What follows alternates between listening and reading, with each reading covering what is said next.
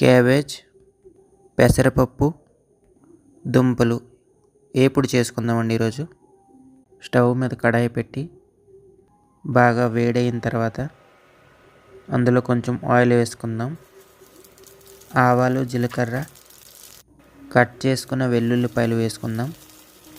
ఎండుమిరపకాయలు వేసుకొని బాగా కలుపుకుందాం. వెల్లుల్లిపాయలు బ్రౌన్ కలర్లో వచ్చిన తర్వాత ఉల్లిపాయలను వేసుకుందాం.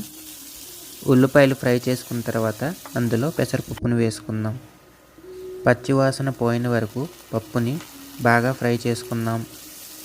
పచ్చివాసన పోయిందండి, దుంపల్ని వేసుకుందాం. స్టవ్ని మీడియం ఫ్లేమ్లో పెట్టి కొంచెం పసుపు వేసుకుందాం. రుచికి సరిపోయినట్టుగా ఉప్పు కొంచెం వేసుకుందాం. కొంచెం కారం వేసి కలుపుకోవాలి. ఈ రకంగా ఫ్రై చేసుకోవాలండి. ఆ తర్వాత కట్ చేసుకున్న క్యాబేజ్ వేసుకోవాలి.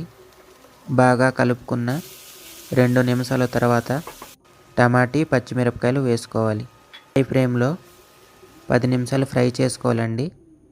అంతేనండి, రెడీ అయిపోయినట్టుగా. ఇలా ఒకసారి ట్రై చేసుకొని చూడండి. టేస్ట్ అయితే చాలా బాగుంది.